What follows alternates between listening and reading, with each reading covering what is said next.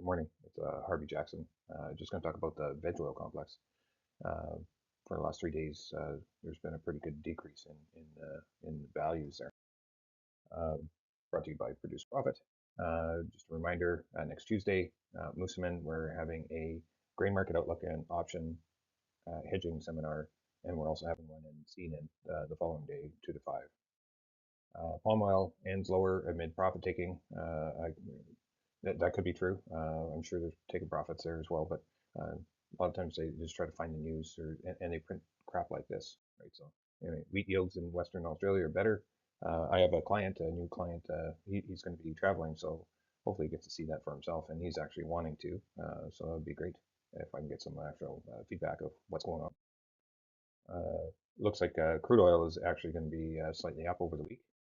Uh, Russia continues to keep the prices low on wheat, and that shouldn't be a surprise as they have a lot of inflation there.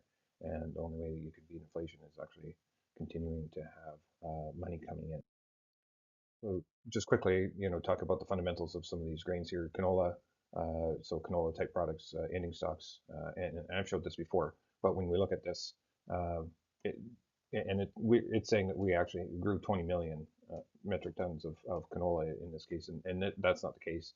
And even Europe is lower as well. So we'll have to see, when we're actually going to get some real numbers actually posted there. I'm thinking it might not even be December. It's very likely going to be maybe the February Stats Can report that's actually going to have some truth to it, which would have your crop insurance numbers posted there.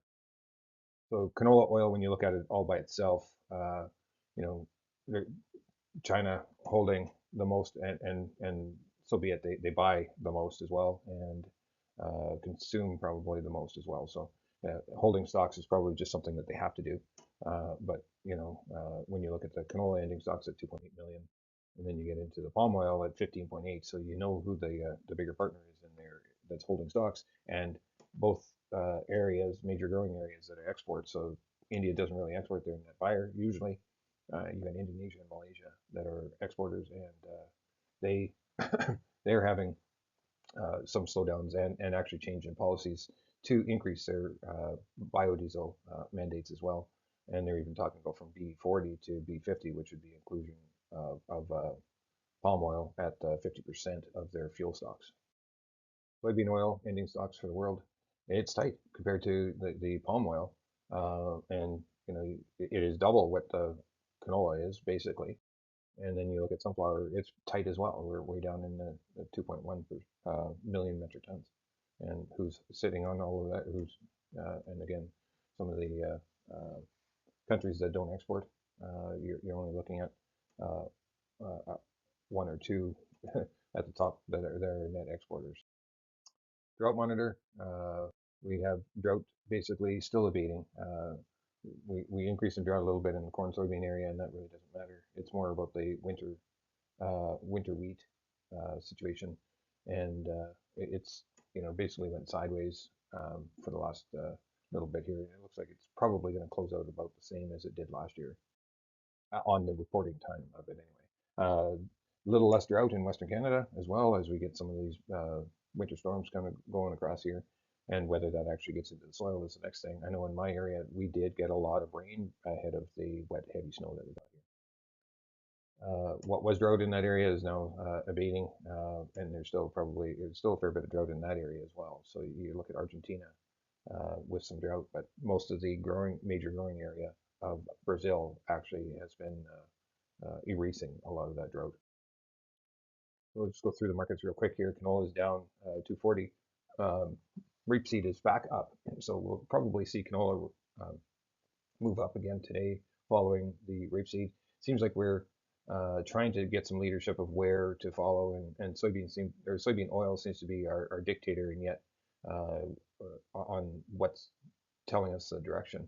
So anyway, so we've got some mixed results there. Palm oil was down pretty heavily as well.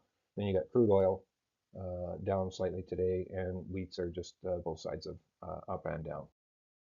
So what I did here is actually measure the last 3 days, and you can see here that there's, uh, you know, let's call it just 9% down in the last 3 days, and we're still down a little bit today, but we'll see how that works out. So you get your slow stochastics we're getting into that. oversold kind of a position there as well. Uh, so the March contract, um, which is the one that's very likely everything is going to be starting to focus in on our forward contract there, and same idea. It's pulled way down. So rapeseed for the last 3 days, it's down 7% from its high to the low, or $38.14, which is substantial when you start pricing that in Canadian dollars. Here's your European canola priced in Canadian dollars.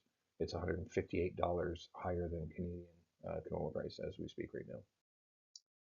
And do the measurement on soybean oil is down 9%. Uh, and, and you can see here on the forward contract, it's down 9% as well. So it's down 4.33 cents per pound. Palm oil measurement is 7%.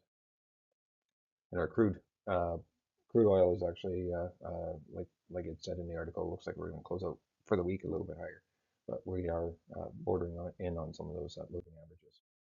Soybeans broke the trend, and that's very likely. And looking at it, it's likely what's maybe trying to pull the canola and the other veg oil complexes down with it. Canadian dollar kind of consolidating here right at the short-term moving average here. Wheat, we'll just go through this quickly. We've got a very short timeline in the view. It's only 3 months, so it's not giving us a whole lot of time. But moving averages seem to be a realized thing that's actually holding back this market from going up. These technicals and but green, it has gone up from its lows, but it's needing some help, of course, with maybe additional stories. So you got Chicago wheat uh, following the short-term moving average down 10-day. It seems like that is its resistance.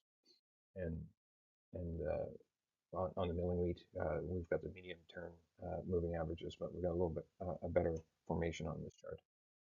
Corn, on the other hand, looks like we're still trying to break through the top, and if that happens, that could actually help wheat to a certain degree. But we need the wheat or the corn to actually get some life in it. Next report is December 5th for the StatScan, and then December 10th for the USDA. So we'll wait and see for that report. Dean York may reach out to some clients if they need some chem needs, and that's all I have for you today.